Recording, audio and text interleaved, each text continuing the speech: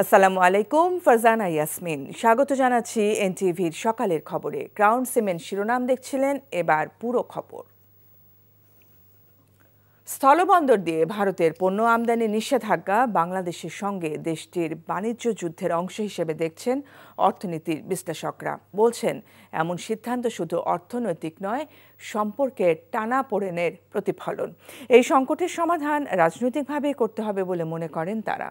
ব্যবসায়ীরা বলছেন, হঠকারী সিদ্ধান্তে উভয় রাষ্ট্রের বাণিজ্যের বিকাশ বাধাগ্রস্ত হবে। তবে আগামীতে দেশের ব্যবসায়ীদের নির্ভরশীলতা কমবে। মেজবা হাসানের রিপোর্ট। দেশের মোট রপ্তানি আয়ের ৩.৭৫% আসে ভারত থেকে। এর প্রায় 40% রপ্তানি হয় স্থলবন্দর দিয়ে। অন্যদিকে ভারতীয় ভোগ্যপণ্যের বড় বাজার বাংলাদেশ, যেখানে প্রায় $900 কোটি পণ্য আমদানি করে ভারত। এর বড় অংশ শিল্পের কাঁচামাল। এমন অবস্থায় স্থলবন্দর ব্যবহার করে পোশাকসহ বিভিন্ন পণ্য রপ্তানির বিধিনিষেধ কিভাবে দেখছেন ব্যবসায়ী ও অর্থনীতিবিদরা? এই বাণিজ্য যুদ্ধ, এতদিন আমরা ইউএসএ চায়নার বাণিজ্য যুদ্ধ দেখেছি, এখন একটা কাউন্টার এরকম বাণিজ্য যুদ্ধে এখানে ভারত বাংলাদেশ একটা কাউন্টার যুদ্ধ এখানে শুরু হয়েছে। গভর্নমেন্ট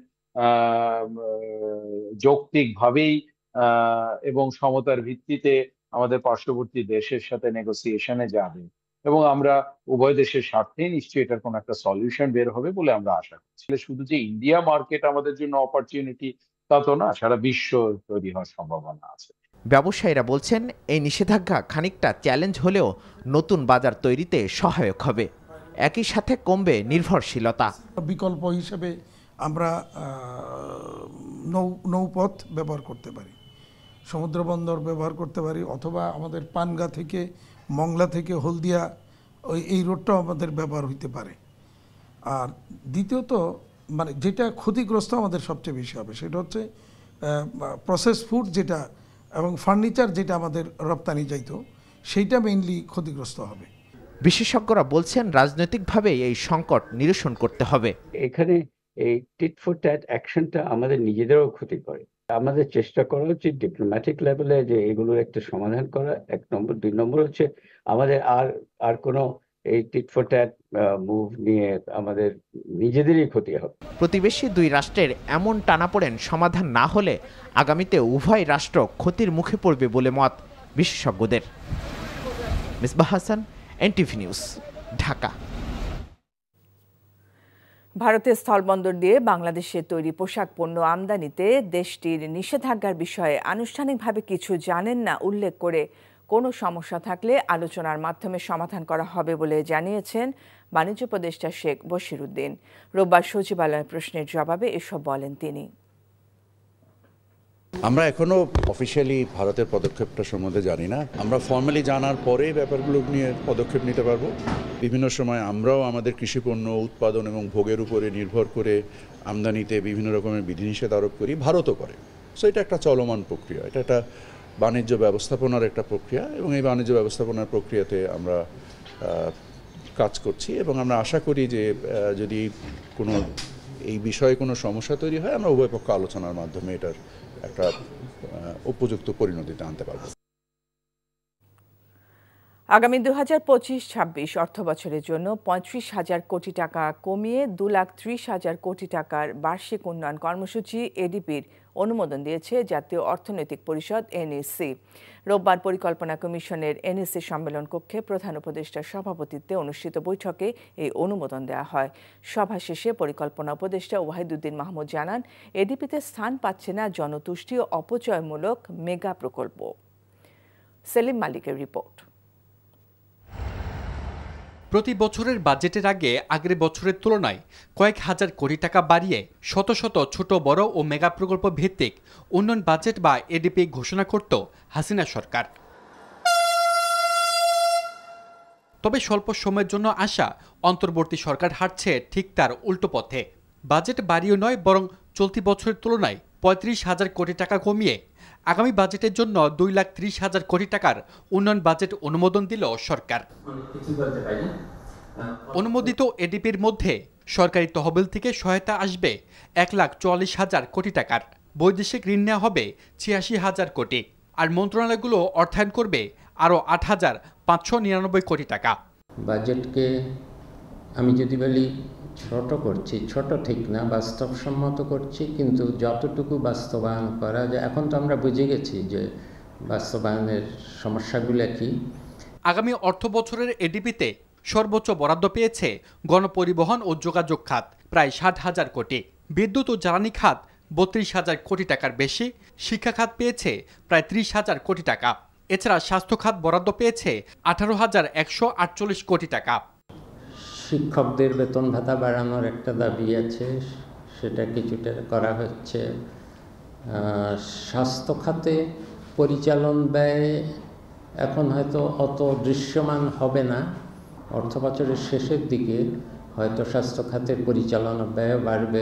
উপদেষ্টা জানিয়েছেন, এবার মোট প্রকল্প নেওয়া হয়েছে প্রায় ১১০০টি, এর মধ্যে বরাদ্দহীন পাইপলাইনে থাকবে প্রায় ৯০০টি প্রকল্প। বাজেটে তো আলাদাভাবে আছেই। সেলিম মালিক, এনটিভি নিউজ, ঢাকা।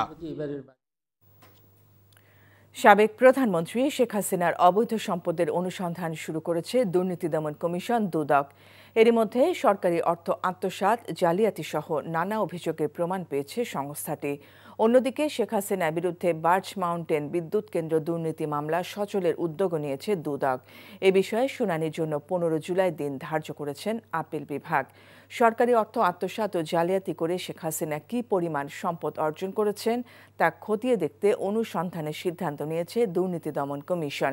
দুর্নীতি দমন কমিশনের চেয়ারম্যান ডক্টর মোহাম্মদ আব্দুল মোমেন রোববার বলেছেন, সাবেক প্রধানমন্ত্রী শেখ হাসিনা নির্বাচনের সময় সম্পদ বিবরণী সহ বিভিন্ন সময় সম্পদের পরিমাণ গোপন করেছেন। তিনি আরও বলেন, শেখ হাসিনা এবং তার পরিবারের অনেক সদস্যের বিরুদ্ধে ইতিমধ্যে মামলা করা হয়েছে, আরও কয়েকটি মামলা অনুসন্ধানে রয়েছে। রোববার মৌলভীবাজারে দুদকের গণশুনানি অনুষ্ঠানে এসব কথা বলেন দুদক চেয়ারম্যান। এ সময় পাসপোর্ট অফিস, বিআরটিএ সহ জেলার ৫৯টি সরকারি দপ্তরের অভিযোগের শুনানি অনুষ্ঠিত হয়। ট্যাক্স রিটার্নে যে সম্পদ বিবরণী দেওয়া হয়েছে এবং আমরা যা পেয়েছি তার মধ্যে আমরা তুলনামূলক পরীক্ষা করে দেখছি যে তাতে সম্পদের পরিমাণ অনেকাংশে গোপন করা হয়েছে। সাবেক প্রধানমন্ত্রী, তার সন্তান এবং তার ভগ্নী এবং তার সন্তান, তাদের বিরুদ্ধে মামলা দায়ের করা হয়েছে এবং আরও একটি বা দুটি মামলা অনুসন্ধানাধীন রয়েছে। ঢাকা বিশ্ববিদ্যালয়ের শিক্ষার্থী শাহরিয়ার আলম সাম্য হত্যা মামলার দ্রুত তদন্ত ও মূল হত্যাকারীকে গ্রেফতারের দাবিতে রোববার শাহবাগ মোড় অবরোধ করে বিক্ষোভ করে ছাত্রদল। এর আগে শাহবাগ থানা ঘেরাও করে শিক্ষার্থীরা। এদিকে সাম্য হত্যার বিচার নিশ্চিত করতে সবাইকে ঐক্যবদ্ধ থাকার আহ্বান জানান ঢাবি উপাচার্য। আর সব আসামি গ্রেফতার ও বিচার না হওয়া পর্যন্ত কর্মসূচি চলবে বলে জানিয়েছেন আন্দোলনকারীরা। আরও জানাচ্ছেন সাদরিনা খন্দকার। ঢাকা বিশ্ববিদ্যালয়ের শিক্ষার্থী ও ছাত্রদল নেতা শাহরিয়ার আলম সাম্য হত্যা মামলার তদন্তে গাফুলতির প্রতিবাদে ও মূল হত্যাকারীকে গ্রেফতারের দাবিতে রোববার বিকেলে রাজধানী ঢাকার শাহবাগ মোড় অবরোধ করে ছাত্রদলের নেতাকর্মীরা। এ সময় ৩ দফা দাবি তুলে ধরেন ছাত্রদলের শীর্ষ ২ নেতা। যদি সাম্য হত্যার বিচার যদি আমরা অচিরেই না পাই, যদি প্রকৃত খুনিরা এই প্রশাসন ধরতে না পারে এবং যদি সুষ্ঠু তদন্তের কোনো গাফিলতি পাই, অনতি বিলম্বে যদি খুনিদের মিডিয়ার সামনে হাজির করা না হয়, ছাত্রদল ঘোষণা দিচ্ছে অতি শীঘ্রই আমরা আরো বৃহৎ কর্মসূচিতে যাব। এর আগে সকাল থেকেই সাম্য হত্যার প্রতিবাদে স্লোগানে উত্তাল ঢাকা বিশ্ববিদ্যালয় ক্যাম্পাস। শিক্ষার্থীদের দেয়া ৪৮ ঘন্টার আলটিমেটাম পার হলেও সাম্য হত্যার বিচার কার্যের দৃশ্যমান অগ্রগতি না হওয়ায় শাহবাগ থানা ঘেরাও করেন সাধারণ শিক্ষার্থীরা। এছাড়া সাম্য হত্যার বিচার ও আসামিদের গ্রেফতারের দাবিতে সকালে রাজু ভাস্কর্যের পাদদেশে বিক্ষোভ সমাবেশ করে সাধারণ শিক্ষার্থীরা। এ সময় তাদের সঙ্গে সংহতি প্রকাশ করেন বিশ্ববিদ্যালয়ের শিক্ষক মণ্ডলী ও উপাচার্য। আমরা চাই যে এই বিষয়টি রাজনৈতিক দলাদলির ঊর্ধ্বে উঠে সবাইকে সাথে নিয়ে এই মর্মন্তুদ হত্যাকাণ্ডের বিচার দ্রুততম সময়ে করতে এবং এই ব্যাপারে আমাদের তরফ থেকে যা করণীয় আমরা করব। আজ 5 দিন হয়ে গেল, বাকি কয়েকজনকে গ্রেফতার করতে এত দেরি হওয়ার কথা না। পুলিশ প্রশাসনের যদি সদিচ্ছা থাকে যে সমস্ত মোটরসাইকেল যোগে তারা এসেছিল তাদেরকে বের করা খুব সময়ের বিষয় বলে আমার কাছে মনে হয় না। সহপাঠী হত্যার প্রতিবাদে আন্দোলনরত শিক্ষার্থীরা জানান, বিচার না হওয়া পর্যন্ত আন্দোলন চালিয়ে যাবেন তারা। শহীদ শাহরিয়ার আলম সাম্যর বিচার পায় সেটা আমরা নিশ্চিত করে আসবো ইনশাআল্লাহ। এই বিচার হতেই হবে, যতক্ষণ না হয় আমরা খুব সোজা কথাই বলছি, কিন্তু যদি সোজা কথায় কাজ না হয় আমরা জানি কিভাবে কাজ আদায় করতে হয়। সাম্য ন্যায় বিচার যতক্ষণ প্রতিষ্ঠিত না হচ্ছে আমরা সবাই মাঠে আছি। এদিকে সাম্য খুনের সাথে জড়িত সবাইকে দ্রুত গ্রেফতার ও বিচার নিশ্চিত করতে স্বরাষ্ট্র উপদেষ্টার কাছে দাবি জানিয়েছেন তার সহপাঠী ও শিক্ষকরা। দুপুরে সচিবালয়ে ঢাবি উপাচার্যের নেতৃত্বে 5 সদস্যের প্রতিনিধি দল প্রায় আধা ঘন্টার বৈঠক করে। বৈঠক শেষে অধ্যাপক হোসনে আরা বেগম জানান, জড়িতদের দ্রুত গ্রেফতারের ব্যাপারে আশ্বাস দিয়েছেন স্বরাষ্ট্র উপদেষ্টা। সাদরিনা খন্দকার, এনটিভি নিউজ, ঢাকা। নির্বাচন নিয়ে অন্তর্বর্তী সরকারের বক্তব্যের সঙ্গে শেখ হাসিনার মিল পাওয়া যাচ্ছে বলে মন্তব্য করেছেন বিএনপির স্থায়ী কমিটির সদস্য আমির খসরু মাহমুদ চৌধুরী। ডিসেম্বরের মধ্যে নির্বাচন দাবি করে তিনি বলেন, নির্বাচন বিলম্বিত করে দেশকে অস্থিরতার দিকে ঠেলে দেওয়া হচ্ছে। রোববার রাজধানীর একটি হোটেলে সাংবাদিকদের সাথে আলাপে তিনি একথা জানান। হাসান মাহমুদের রিপোর্ট। যে সরকার জনগণের কাছে দায়বদ্ধ থাকবে, জবাবদিহি থাকবে। সমসাময়িক রাজনৈতিক নানা প্রসঙ্গে সাংবাদিকদের সাথে নিজের বনানী কার্যালয়ে বিএনপির স্থায়ী কমিটির সদস্য আমির খসরু মাহমুদ চৌধুরী বলেন, সময়ের সাথে পাল্লা দিয়ে দেশে সংকট বেড়ে চলছে। জাতি সংখ্যার মধ্যে পড়ে গেছে এবং এই সংখ্যা যত দিন যাবে এটা বাড়তে থাকবে, অস্থিরতা বাড়তে থাকবে, দেশকে একটি বড় ধরনের বিপদের দিকে ঠেলে দেওয়া হবে। ইমিডিয়েটলি রোডম্যাপ ডিক্লেয়ার করে আমরা চাই ডিসেম্বরের মধ্যে অবশ্যই নির্বাচনে হতে হবে। সকলের মধ্যে একটা সংখ্যা কাজ করছে যে কি বাংলাদেশ আদৌ গণতান্ত্রিক প্রক্রিয়াতে যাবে কিনা। সংস্কার করে ঐক্যমতের ভিত্তিতে সব হবে, সরকার এমনটা বললেও ঐক্যমতটা আসলে কোথায় হচ্ছে তা কারো জানা নেই। করিডোর দেয়া নিয়েও প্রশ্ন আমির খসরুর। সব আলোচনা হচ্ছে, চিটাগং পোর্ট দিয়ে দেওয়ার আলোচনা হচ্ছে, ওখানে করিডোর দেওয়ার আলোচনা হচ্ছে, ওদেরকে বিনিয়োগ সম্মেলন করা হচ্ছে। এটা তো তাদের কোনোটাই তাদের কাজ না। এগুলো কি জন্য তারা এদিকে সময় নষ্ট করছে এবং এইগুলো দেখিয়ে তারা কি বোঝাতে চাচ্ছে? তাদেরকে এই ম্যান্ডেট কে দিয়েছে? কারো ব্যক্তিগত এজেন্ডা বাস্তবায়নের জন্য তো আমরা সংস্কার দেখতে চাচ্ছি না। বিএনপি সাংঘর্ষিক রাজনীতি চায় না জানিয়ে আমির খসরু বলেন, সরকার ক্রমেই যে আস্থা হারাচ্ছে তা দেশের জন্য দুর্ভাগ্য। এমন ভাব করছে অ্যাজ ইফ তারা একটা ইলেক্টেড গভর্নমেন্ট, তারা একটা দীর্ঘমেয়াদী দেশ পরিচালনা করবে। ওই যে শেখ হাসিনার মতো আমার কাছে মনে হয় মাঝে মাঝে যে আমরা তো উন্নয়ন করতেছি, নির্বাচন এগুলো কোনো গুরুত্বপূর্ণ কিছু না, এরকমই তো মনে হচ্ছে, তাই না? দলের নতুন সদস্য সংগ্রহের বিষয়ে ব্যক্তির সামাজিক গ্রহণযোগ্যতা বিচার করা হবে। সামাজিকভাবে তার কোনো গ্রহণযোগ্যতার সমস্যা আছে কিনা। Hasan Mahmud, NTV news, Dhaka. দ্রুততম সময়ের মধ্যে একটি জাতীয় সনদ তৈরির দিকে অগ্রসর হতে চায় জাতীয় ঐকমত্য কমিশন বলে জানিয়েছেন কমিশনের সহসভাপতি অধ্যাপক আলী রিয়াজ। আর তত্ত্বাবধায়ক সরকার গঠন সহ পুরো সংস্কার প্রক্রিয়া ও গণভোটের মাধ্যমে জুলাই সনদ সম্পন্ন করে আইনি ভিত্তি দিতে প্রস্তাব দিয়েছে জামায়াতে ইসলামী। রোববার জাতীয় সংসদের এলটি হলে জাতীয় ঐকমত্য কমিশনের সঙ্গে জামায়াতে ইসলামীর বৈঠকে এসব কথা বলেন তারা। আরাফাত ইসলামের রিপোর্ট। গত ২৬ এপ্রিল প্রথমবার জাতীয় ঐকমত্য কমিশনের সঙ্গে জামায়াতে ইসলামীর বৈঠকের পর এদিন দ্বিতীয় দিনের মতো বৈঠক অনুষ্ঠিত হয়। দলটির নেতৃত্ব দেন নায়েবে আমির সৈয়দ আবদুল্লাহ মোহাম্মদ তাহের। শনিবার সকাল ১১টায় শুরু হওয়া এ বৈঠকে অমীমাংসিত বেশ কিছু বিষয় নিয়ে আলোচনা হয়। এটাও স্মরণ করা দরকার যে আমাদের এই টেবিলে আসার জন্য অনেক প্রাণ দিতে হয়েছে। এ সময় কমিশনের সহসভাপতি অধ্যাপক আলী রিয়াজ বলেন, সকল রাজনৈতিক দলের সঙ্গে ২-১ দিনের মধ্যেই আলোচনা শেষে শীঘ্রই দ্বিতীয় পর্বের বৈঠক শুরু করবে কমিশন। আমরা একটি জাতীয় সনদের দিকে অগ্রসর হতে চাই এবং সেই জায়গায় আমরা প্রাথমিক পর্যায়ের আলোচনাগুলো আগামী ২-১ দিনের মধ্যে সমাপ্ত করতে পারলে আমরা দ্বিতীয় পর্যায়ের আলোচনাটা দ্রুততার সঙ্গে শুরু করব। জামায়াতের নায়েবে আমির বলেন, দেশকে অস্থিতিশীল করার জন্য নানাভাবে ষড়যন্ত্র চলছে। এছাড়া দ্রুততম সময়ের মধ্যে গণভোটের মাধ্যমে জুলাই সনদ বাস্তবায়নের প্রস্তাব দিয়েছে দলটি। এখনকার যে ঐকমত্য হবে সেটার জন্যই আমরা গণভোট চাচ্ছি। আমরা আর একটা কিছু চাচ্ছি যে কেয়ারটেকার সরকার অধীনে both national election and local government election হইতে হবে। যে কেয়ারটেকার প্রধানের জন্য একটা সার্চ কমিটি হবে, যিনি প্রধানমন্ত্রী থাকবেন তিনি, বিরোধী দলীয় প্রধান যিনি থাকবেন পার্লামেন্টে তিনি, এবং প্রধান বিচারপতি। দুদক ও নির্বাচন কমিশন সহ বেশ কিছু বিষয়ে তাদের দলের পক্ষ থেকে প্রস্তাবনা দেয়া হয়েছে বলেও জানান মোহাম্মদ তাহের। তারা বলছেন এই বিশেষ অপরাধে একটি বিশেষ সময়ের ভিতরে যে অপরাধটা হয়েছে। আরাফাত ইসলাম, এনটিভি নিউজ, ঢাকা।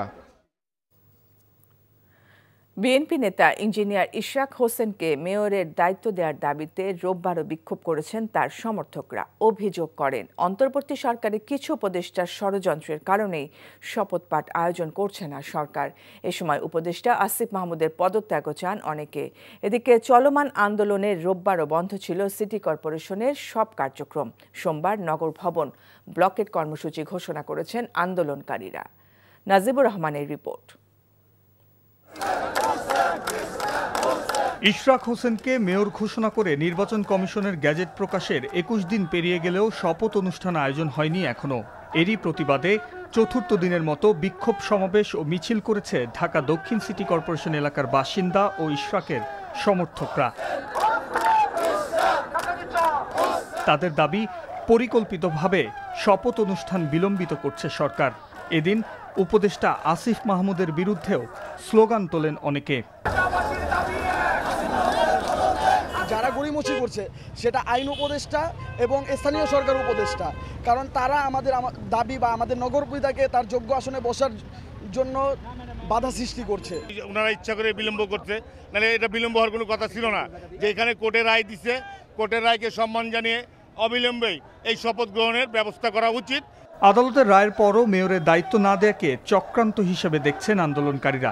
দাবি আদায় না হলে আরও কঠোর কর্মসূচি দেওয়ার ঘোষণা তাদের। দুষ্কৃতিকারী এবং তাদের প্রেতাত্মা কিছু রয়ে গেছে প্রশাসনের মধ্যে, বর্তমান সরকারের মধ্যেও কিছু রয়ে গেছে। তারাই বাধাগ্রস্ত করছে জনগণের মেয়র ইঞ্জিনিয়ার ইশরাক হোসেনকে শপথ বাক্য পাঠ করতে, তারাই বাধাগ্রস্ত করছে। কোন কারণে ইশরাক হোসেনের শপথে বাধা? নিঃসন্দেহে এটা উপদেষ্টা মণ্ডলীদের চক্রান্ত। চলমান আন্দোলনে স্থবির নগর ভবন, আজও প্রধান ফটকে ঝুলছে তালা, নেই কর্মকর্তা কর্মচারীরাও। Najibur Rahman, NTV news, Dhaka. ঢাকাই সিনেমার আলোচিত নায়িকা নুসরাত ফারিয়াকে আটকের পর বৈষম্য বিরোধী আন্দোলন চলাকালীন ভাটারা থানার একটি হত্যা চেষ্টা মামলায় তাকে গ্রেফতার দেখানো হয়েছে। রোববার সকালে থাইল্যান্ড যাওয়ার সময় হযরত শাহজালাল আন্তর্জাতিক বিমানবন্দর থেকে আটক করা হয়। পরে ইমিগ্রেশন পুলিশ তাকে ভাটারা থানায় হস্তান্তর করে। সেখান থেকে নুসরাত ফারিয়াকে গোয়েন্দা কার্যালয়ে নিয়ে যাওয়া হয়। ডিএমপি জানায় আজ নুসরাত ফারিয়াকে আদালতে তোলা হবে। পুলিশ জানায় নুসরাত ফারিয়া সহ ১৭ অভিনয় শিল্পীর বিরুদ্ধে আদালতে মামলার আবেদন করেন এক ভুক্তভোগী। পরে আদালতের নির্দেশে ভাটারা থানায় হত্যা চেষ্টার মামলাটি নথিভুক্ত করা হয়। ওই মামলায় সাবেক প্রধানমন্ত্রী শেখ হাসিনা সহ ২৮৩ জনকে আসামি করা হয়েছে। খুলনা প্রকৌশল ও প্রযুক্তি বিশ্ববিদ্যালয়ের সংঘর্ষ ও শিক্ষক লাঞ্ছিতের ঘটনায় দোষীদের বিচার কার্যক্রম সোমবার দুপুরের মধ্যে শেষ না হলে একাডেমিক কার্যক্রমের পাশাপাশি সব ধরনের প্রশাসনিক কার্যক্রম বর্জনের ঘোষণা দিয়েছেন শিক্ষক সমিতি।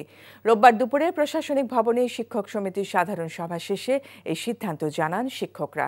এর আগে তাদের দাবির বিষয়ে বিশ্ববিদ্যালয়ের উপাচার্যের সঙ্গে বৈঠক করেন তারা। পরে সংবাদ সম্মেলনে শিক্ষক সমিতি অভিযোগ করে আইনের বাইরে গিয়ে বিশ্ববিদ্যালয়ের প্রশাসন দোষীদের বিচারিক কার্যক্রম স্থগিত করে রেখেছে। এ কারণে কুয়েটের শিক্ষা কার্যক্রম সংকটের মুখে। সিন্ডিকেটের সিদ্ধান্ত অনুযায়ী ৪ মে থেকে ক্লাস শুরুর কথা থাকলেও একাডেমিক কার্যক্রমে এখনও ফেরেননি শিক্ষকরা। ছাত্রদের হাতে শিক্ষক লাঞ্ছিতের বিচার না হওয়া পর্যন্ত ক্লাসে ফিরবেন না বলেও জানায় শিক্ষক সমিতি। গেল বছরে বন্যায় গোখাদ্যের দাম বৃদ্ধি আর ভারত থেকে চোরাই পথে গরু আসায় ব্যাপক লোকসানের শঙ্কায় দিন কাটাচ্ছেন ফেনীর খামারিরা। ব্যবসায়ীরা বলছেন দেশীয় পদ্ধতিতে গরু মোটা তাজা করলেও পণ্যমূল্য বৃদ্ধির কারণে ব্যয় বেড়েছে। আর অবৈধভাবে ভারতীয় গরু প্রবেশ বন্ধে সীমান্তে নজরদারি বাড়ানো হয়েছে বলছে বিজিবি। ফেনী থেকে ওসমান হারুন মাহমুদের পাঠানো রিপোর্ট। ঈদুল আজহাকে ঘিরে কুরবানির পশুর পরিচর্যায় ব্যস্ত সময় পার করছেন খামারিরা। খামারে শাহিওয়াল, ফিজিয়ান, নভরেজিয়ান রেড নেপালি ষাঁড়, সাদা বোল্ডার ও দেশি বলদ সহ বিভিন্ন জাতের গরুর পাশাপাশি মহিষ, ছাগল ও ভেড়া প্রস্তুত করছেন তারা। এসব পশু লালন পালনে দেশীয় খড়, চালের কুড়া, খৈল, ভুসি, কাঁচা ঘাস খাইয়ে মোটাতাজা করছেন। তবে খামারি ও ব্যবসায়ীরা বলছেন, গেল বছরের বন্যায় গোখাদ্যের দাম বেড়েছে, পাশাপাশি ভারত থেকে চোরাই পথে গরু আসায় লোকসানের শঙ্কা রয়েছে। আমাদের সীমান্ত যদি বন্ধ থাকে তাহলে আমরা আমাদের মতো আরো যারা খামারি আছে সবাই আশা করি লাভবান বা লাভের মুখ দেখবে। প্রতিদিন 10টা বাজে গোসল করাই আর ডেলি 3 বার খানা দিই। আমাদের বাচ্চার মতো লালন পালন করি। এখানে খাবাই আমরা ভুসি খাবাই, তারপরে ভুট্টা আছে, তারপরে ছোলা আছে। খাদ্যের দাম যেভাবে বৃদ্ধি পাইছে, খাদ্যের দামের কারণে আমরা গরু আমার কিছু ঘাস করছি, ঘাস লাগাইছি, ঘাস খাওয়াইতেছি, খড় খাওয়াইতেছি। প্রাণী সম্পদ বিভাগের তথ্য মতে জেলায় কোরবানির পশুর চাহিদা রয়েছে ৮২,৩৩৬টি। ফেনী জেলাতে মোট ৫,০০০-এর অধিক খামারি এই গরু মোটাতাজাকরণ এবং কোরবানির পশু উৎপাদনে জড়িত ছিল। আমরা আশা করছি তাদের এই উৎপাদিত পশু দিয়েই ফেনী জেলার মানুষ আগামী কোরবানিটা সম্পন্ন করতে পারবে। সীমান্ত পথে অবৈধভাবে গরু চোরাচালান বন্ধ করতে বিজিবি সচেষ্ট রয়েছে বলে জানান এই কর্মকর্তা। কোনোভাবেই যেন ভারতীয় গরু প্রবেশ করতে না পারে। আমরা এই ব্যাপারে অত্যন্ত শক্ত অবস্থানে আছি। গত 2 মাসে আমরা প্রায় 26 লক্ষ টাকার গরু সীমান্ত এলাকা বিভিন্ন স্থানে থেকে অবৈধভাবে যাদেরকে নিয়ে এসেছিল সেগুলি জব্দ করেছি। গোখাদ্যের দাম কমানোর পাশাপাশি ভারত থেকে চোরাই পথে গরু আসা বন্ধ করার দাবি খামারিদের। NTV news desk. এই ছিল সকালের খবরে। এই খবরের ভিডিও সহ আপডেট জানতে ভিজিট করুন এনটিভি অনলাইন www.ntvb.com। এছাড়াও এনটিভি জনপ্রিয় সব অনুষ্ঠান ও খবরের আপডেট জানতে ভিজিট করুন আমাদের ইউটিউব ও ভেরিফাইড ফেসবুক পেজ। এতক্ষণ সাথে থাকার জন্য ধন্যবাদ সবাইকে।